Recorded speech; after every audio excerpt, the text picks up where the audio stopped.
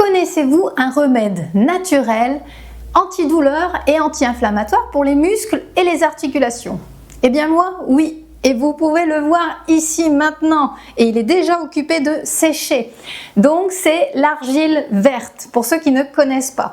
Alors l'argile verte, c'est une poudre qui provient d'une roche sédimentaire.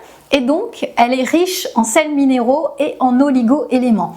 Et c'est ces sels minéraux qui pénètrent dans la peau et qui jouent le rôle d'anti-inflammatoire et d'antidouleur. Alors, vous pouvez l'utiliser de plusieurs versions, c'est-à-dire en chaud et en froid, comme pour les bouillottes. Alors, pour la version chaude, vous allez l'utiliser pour les muscles, donc pour les contractures musculaires, les déchirures, les tendinites, les courbatures.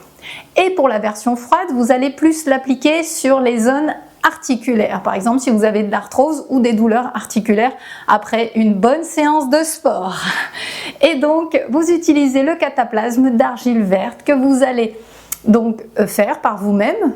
Donc, vous achetez de la poudre que vous mélangez à de l'eau.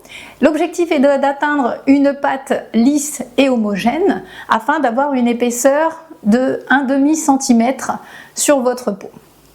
Alors, selon les zones, vous pouvez garder le cataplasme entre 5 minutes et 2 heures.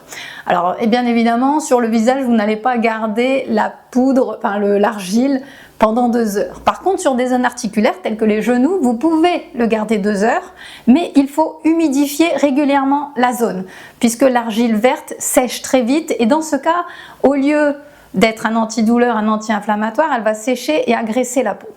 Donc, utilisez l'argile verte si vous en avez la possibilité. C'est un traitement naturel contre les douleurs articulaires et musculaires.